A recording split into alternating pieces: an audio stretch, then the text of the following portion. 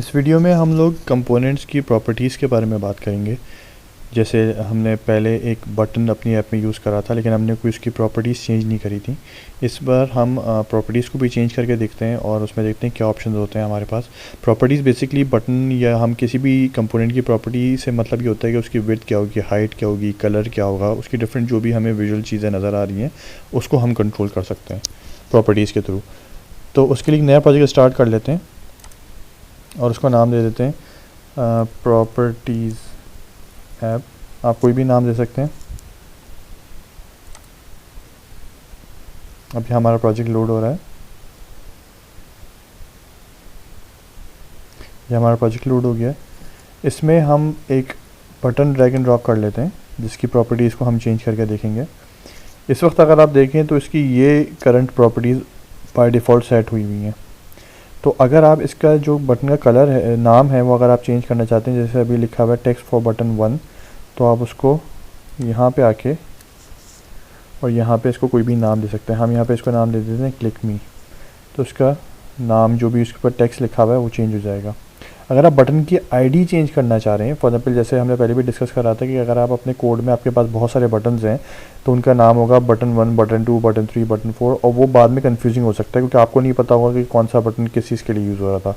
तो ज़्यादा सेंस इस बात का बनता है कि आप इसको कोई लॉजिकल नाम दे दें। तो इस केस में जैसे अगर हमने अपने, और नाम आप वो दे सकते हैं जो कि उसका बिहेवियर, जो भी एक्शन वो परफॉर्म कर रहा हो। अगर हम बटन के केस में बात करें तो अगर हम टेक्स्ट फील्ड की बात करें, इमेज की बात करें, तो अगेन जिस किस्म की टेक्स्ट फील्ड उसमें आप डेटा एंटर करेंगे वो आप उसको नाम दे सकते हैं। या अगर इमेज की बात करें तो जैसे वो इमेज डिस्प्ले कर रहा होगा आप वो नाम दे सकते हैं। अभी चूँकि हमारे पास स्क्रीन पे बटन है तो हम इसका नाम हम रख देते हैं, यहाँ से हम इसको रीनेम कर सकते हैं। इसका नाम हम रख देते हैं फॉर एग्जाम्पल BTN क्लिक मी। तो अब इसका नाम आप देखेंगे कि यहाँ पे हो गया BTN क्लिक मी। अब अगर फॉर एग्जाम्पल आपके पास बहुत सारे ऐसे बटन्स हों तो आपको पता होगा कि ये BTN क्लिक मी का एक्शन परफॉर्म करता है या उसका जो टेक्स्ट है वो क्लिक मी है। तो आप हर बटन को अलग अलग जो है आइडेंटिफाई कर सकते हैं आराम से। तो ये तो हमने इसका टेक्स्ट चेंज करा और इसका नाम चेंज कर दिया। टेक्स्ट बेसिकली वो होता है जो इसके ऊपर यहाँ पे जो डिस्प्ले होगा वो आप यहाँ से चेंज करते हैं, और ये नाम जो है यानी कि जो आईडी है एक तरीके से उसकी, जिससे हम उसको अंदर अपने ब्लॉक्स में रेफ़र करेंगे जब हम यहाँ से ब्लॉक्स के सेक्शन में जाएंगे। तो वो बेसिकली इसका ये आईडी या नाम कह लेंगे होता है। तो ये दोनों अलग अलग चीज़ें, टेक्स्ट बेसिकली ये है और ये इसका नाम है बटन का। तो अब हम इसकी और प्रॉपर्टीज़ देखते हैं। जैसे कि आप यहाँ पे देख सकते हैं काफ़ी सारी चीज़ें हैं। अगर आप इसकी विड्थ चेंज करना चाहते हैं, आप चाहते हैं कि ये बटन ऐसा ना दिखे, इतना छोटा नहीं हो, बल्कि ये पूरी स्क्रीन को ऑक्यूपाई कर ले, तो हम यहाँ पे इसमें डिफरेंट, हम विड्थ के अगर उसमें आ जाए ऑप्शन में तो डिफरेंट यहाँ पे हमको चीज़ें नज़र आएंगी। सबसे बाय डिफ़ॉल्ट ये ऑटोमेटिक पे होता है, तो उसमें भी ऑटोमेटिक ही इसका साइज़ सेट कर देते हैं। यानी अगर हमारा टेक्स्ट हमने जो अंदर इसके लिखा हुआ था वो क्लिक मी था, तो उसने उसको इतना बस उसका साइज़ कर दिया कि क्लिक मी आपको कवर कर देगा बस वो बटन। अगर आपने लंबा टेक्स्ट लिखा होता तो बटन की विड्थ और बढ़ जाती। तो वो बेसिकली कोई फिक्स विड्थ नहीं है, वो ऑटोमेटिक होती है। लेकिन अगर आप चाह रहे हैं कि इसकी फ़िक्स विड्थ हो बटन की नहीं, अगर आप ये चाह रहे हैं कि पूरी ये विड्थ इसकी ऑक्यूपाई कर ले स्क्रीन की, तो उसके लिए दो तरीके हैं ये करने के। एक तरीका तो ये है कि आप इसको फिल पेरेंट अगर कर देंगे। फिल पेरेंट का मतलब ये है कि जो जिस पेरेंट में ये मौजूद है इस वक्त, ये इस पेरेंट में मौजूद है, इस स्क्रीन में, ये स्क्रीन इस बटन के लिए पेरेंट है।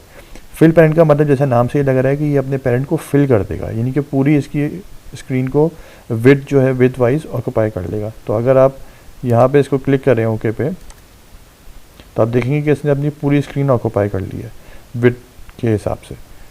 दूसरा ऑप्शन है इसके अंदर, क्योंकि ये इस पेरेंट के अंदर था, दूसरा ऑप्शन है इसके अंदर पिक्सल का। अब इसको एग्जैक्ट जो है वो पिक्सल में भी साइज़ बता सकते हैं। फॉर एग्जाम्पल अगर मैं इसका कर दूँ 50 पिक्सल्स और ओके पे क्लिक करूँगा तो ये 50 पिक्सल का हो जाएगा बटन, जो कि काफ़ी छोटा है इस केस में।